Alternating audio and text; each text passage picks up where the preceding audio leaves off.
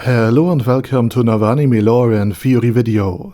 I'm Shergok, your host, and today we are going to take a closer look at Catgirls and how they would work in a realistic fantasy world. But before we're going to take a closer look at any of this, let me quickly thank my Patreons for supporting this channel, as well as say thanks to all users of the YouTube thanks function for making one-time donations.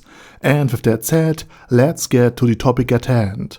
Catgirls, one of the top reasons for specific Google searches right after Vaporeon and this young lady here, are a very interesting topic, especially in a fantasy setting.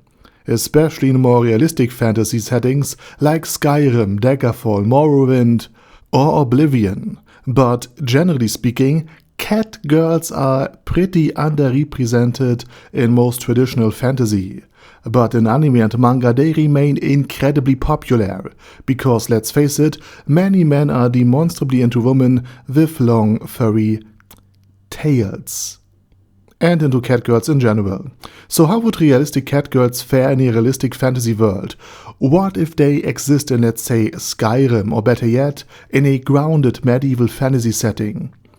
Well, I think just based on their biology, they would be pretty overpowered, because catgirls as portrayed in many anime and manga are generally humanoid, and inherently they have only the advantages of cats and felines in general. So in a realistic fantasy world, they wouldn't likely be a crossbreed between man and beast, but likely they would be the result of an arcane ritual, where some sorcerer tried to rob all of the strength of the beast and imbue some humans with it. You know, like the Crimson Demons were formed, but just less puny. As for the motivation, well, for their own benefit of course, but this could also be very well an attempt to create the medieval fantasy world equivalent of a super soldier, with these new and enhanced traits.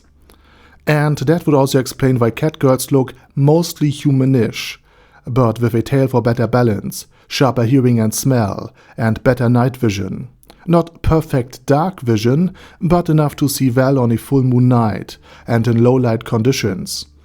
Add to that the enhanced reflexes, because cats can react fast enough to avoid the bite of venomous snakes, and also greatly enhanced precision.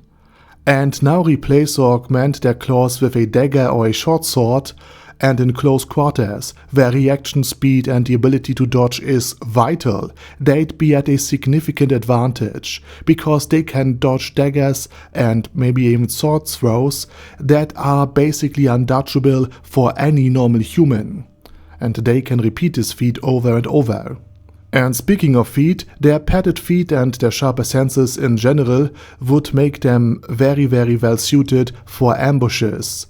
In other words, their natural traits that would make a catgirl or a catgirl fight better would make them also very good at ambushing things, and generally would be very powerful thieves and assassins in, well, general. So in both dodging and basically reversing an ambush, and in laying an ambush and laying just low and waiting for the chance to strike, they would be at a significant advantage. But because all of this is pretty overpowered, you might also say they'd be more lone wolves types and not easily integrated into military structures or respond well to discipline, you know, like a real cat would.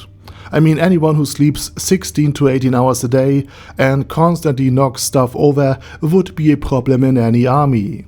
On the other hand, grooming and uniform upkeep would likely be immaculate, which might make them ideal for civilian jobs like tailoring.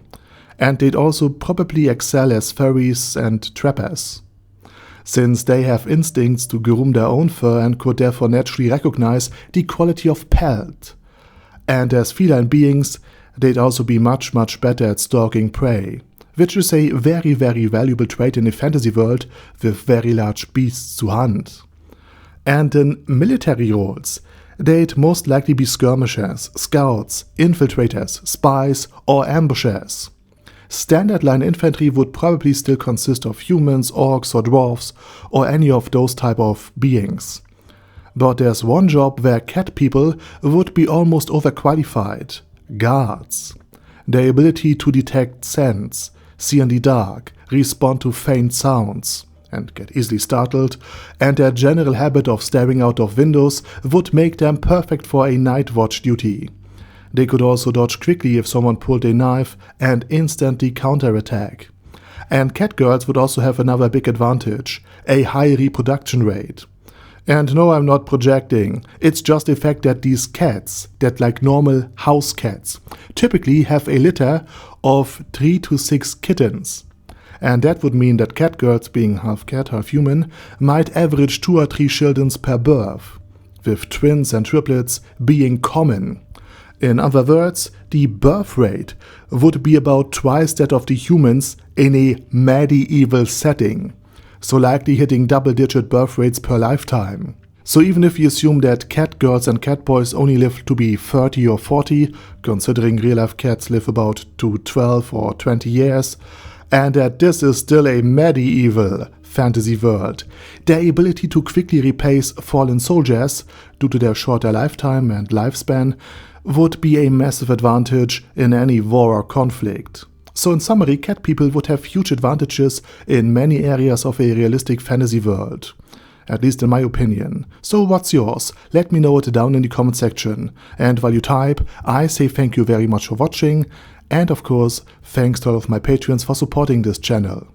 As well as my special thanks to Order Daddy Order, ASK, Bad Girl Yee, Bad Burrito 316, Beezer, Ben C, Brandon S, Brandon D, Chrissy, Crowley 0221, Sia, Crystal Prime, Dead Slime, Death is Mercy, Deathless Dragonlord, Demon Xenomorph 1987, Devin Downen, Ding Dong, Din Pep, Dragonlord Placido Saxophone, Duckwagon, Dunkler Krieger, Dystopia, Dystopia II, Enigmatic Unicorn, Feralchivan, Guy with That Head, Hector Marino, Hoss, Huster, Jacob G, Jana B, Jason,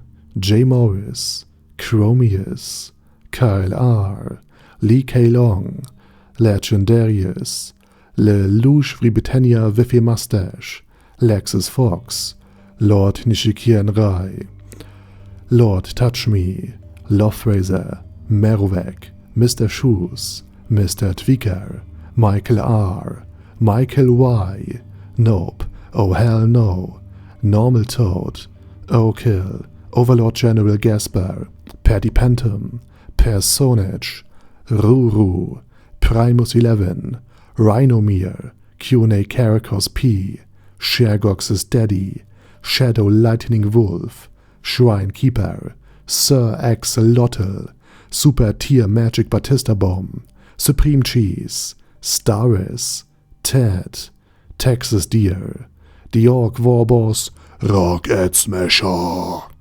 T.E. Wang, Vash Hawkeye, Vegito27, Venture Fanatic, Wilhelm, Xenokai, and Sonagon. Thanks guys.